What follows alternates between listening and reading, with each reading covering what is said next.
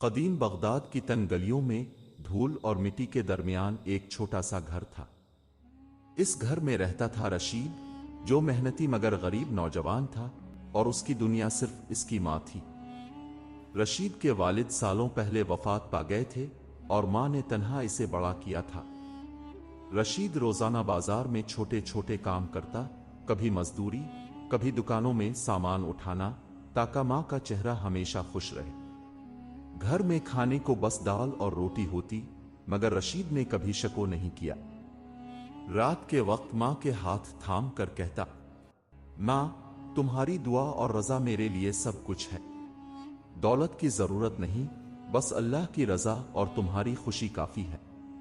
ماں کی آنکھیں اشکوں سے نم تھیں اور دل میں سوچتی تھیں، بیٹے، اللہ تمہاری محنت اور صبر کا بہترین اجر دے گا۔ اسی لمحے محلے کے لوگ رشید کو دیکھ کر ہنسنے لگے۔ بیٹے، تمہاری محنت کے بدلے کبھی دولت آئے گی بھی نہیں۔ رشید نے صرف مسکرا کر کہا، دولت جو رب دیتا ہے وہ کبھی دیر سے نہیں آتی۔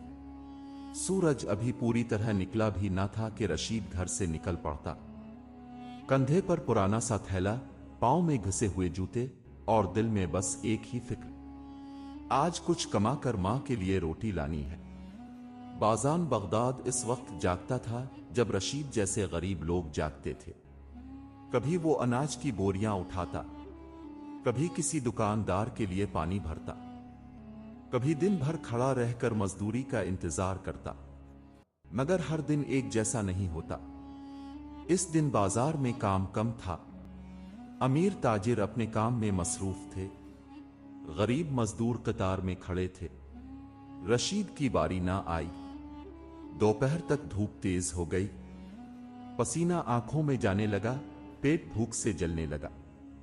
ایک دکاندار نے اسے دیکھ کر کہا، بیٹے، آج کام نہیں، کل آنا۔ کل؟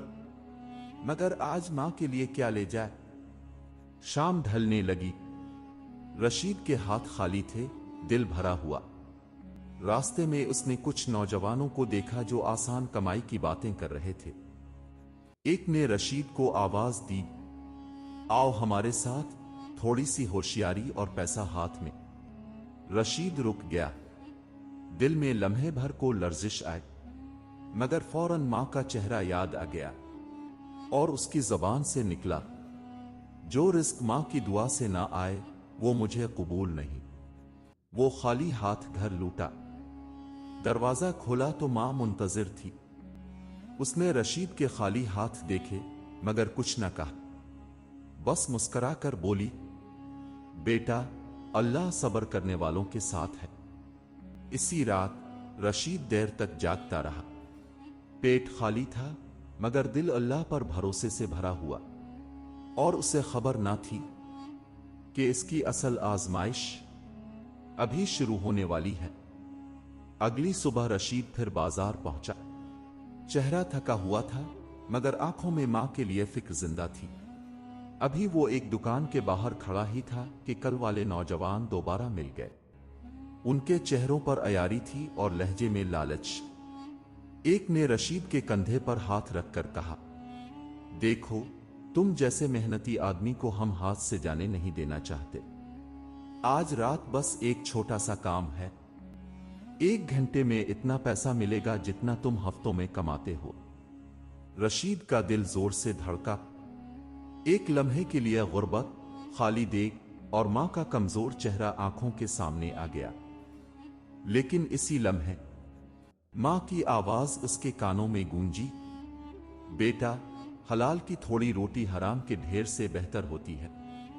رشید نے آہستہ مگر مضبوط لہجے میں کہا، میں اپنی ماں کی دعا کو چند سکوں کے بدلے نہیں بیچ سکتا۔ جو رزق اللہ نے لکھا ہے وہ مجھے ضرور ملے گا۔ نوجوان ہنس پڑے۔ ایک نے طنزیہ کہا، ایمان پیٹ نہیں بھرتا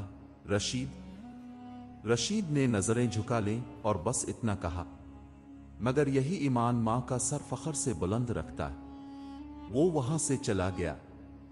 دل ڈوبا ہوا تھا، مگر ضمیر مطمئن تھا۔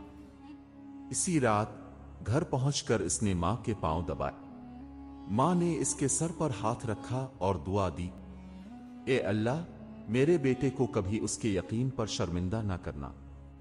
रशीद की आंखों से आंसू बहने लगे। वो नहीं जानता था कि ये आंसू जल्द खुशी में बदलने वाले हैं। अगली रात रशीद ने देखा कि उसकी मां की सांस भारी हो रही है। चेहरा जर्द था, आंखें कमजोर और बदन बुखार से जल रहा था। रशीद घबरा गया। उसने मां का माथा छुआ, आंखों में आंसू आ गए। मां, मैं अभी हकीम को बुलाता हूं। मां ने कमजोर आवाज में कहा, बेटा, फिक्र ना करो, अल्लाह है। लेकिन रशीद जानता था कि दवा के बगैर बात नहीं बनेगी। वो बाहर निकला, जेब टटवली। चंद सके वो भी पूरे नहीं थे। गली में अंधेरा था और दिल में तूफान। इसी लम्हे वही नौजवान सामने आ गए जिन्होंने हराम कमाई की पेशकश की थी। एक ने तंजिया मुस्कुराहट के साथ कहा, आज फैसला कर लो रशीद, मां की दवा चाहिए या खाली ईमान। रशीद के कदम लरज गए। एक तरफ मां की जान, दूसरी तरफ अल्लाह का हुक्म और मां की ही सिखाई हुई तरबियत। उसने आंखें बंद की। दिल से फरियाद निकली, ए अल्लाह, अगर मेरी मां की खिदमत में मेरा ईमान काम आए तो मुझे साबित कदम रख। उसने नौजवानों की तरफ देखा और मजबूत आवाज में कहा, मेरी मां ने मुझे हराम से नहीं पाला। मैं उसकी शिफा के लिए भी हराम का सहारा नहीं लूंगा। वो खाली हाथ लूटा, मगर दिल अल्लाह के हवाले करके घर पहुंचा तो मां नीम बेहोश थी। रशीद ने इसके सरहाने बैठकर कुरान की आयतें पढ़े और पहली बार दिल से रोकर दुआ की, ए रब, मैंने तेरे सवा किसी का दरवाजा नहीं खटखटाया। अगर मेरी मां की जिंदगी में कुछ बाकी है तो इस पर रहम फरमा। आंखों से आंसू बहते रहे और रात खामोशी से गुजरने लगी।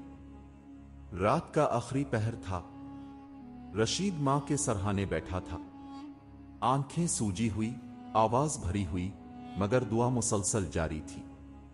बाहर फजर से पहले की खामोशी थी, जैसे सारी दुनिया इस दुआ की गवाह बन गई हो। अचानक दरवाजे पर हल्की सी दस्तक हुई। रशीद चौंका।